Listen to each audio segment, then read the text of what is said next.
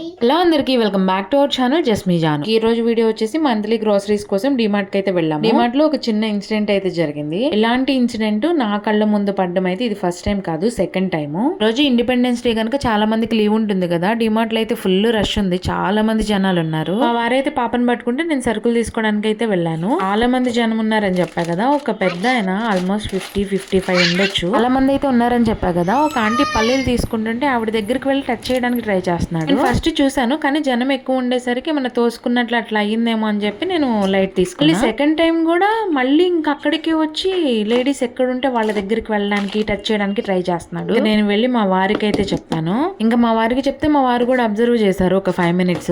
ఇంకా కాలర్ పట్టుకొని వెళ్ళి లాగి గట్టిగా అరిచారు. తప్ప అయింది కదా భయపడుకుంటా ఇంకా నవ్వుతా సారీ చెప్తున్నాడు. ఇంకా గట్టిగా అరిచేసరికి అక్కడ నుంచి వెళ్ళిపోయాడు. ఇది ఫస్ట్ టైం కాదండి, సెకండ్ టైం నా కళ్ళతో చూద్దాం. టైం అయితే ఒక 30-35 ఉంటే ఆ పర్సన్ కూడా అంతే. అప్పుడు నేనే అరిచాను. వాళ్ళు ఓట్ చేయడానికి కూడా లేదు, ఎందుకంటే సీసీ కెమెరాలో ప్రతి ఒక్కటి రికార్డ్ అవుతుంది కనుక. అండ్ చేసే పనులు చూస్తే చంప పగల కొట్టాలనిపించింది, కానీ వయసుకి గౌరవం ఇచ్చి వదిలిపెట్టేశాము. ఎప్పుడైనా సరే డిమార్ట్ కి వెళ్ళేటప్పుడు సండే గానీ ఏదన్నా హాలిడేస్ ఉన్నప్పుడు మాత్రం అస్సలు వెళ్ళకండి. ఇలాంటి సిచ్యువేషన్స్ జరిగినప్పుడు మాత్రం ఖచ్చితంగా మాట్లాడి తీరాలి. మనకి ఎందుకు లేని వదిలేస్తే అది వాళ్ళకి అలవాటు అయిపోయి ఇంకా రెచ్చిపోతారు. 100లో ఇలాంటి వెధవులు ఒక్కళ్ళైనా ఉంటారు.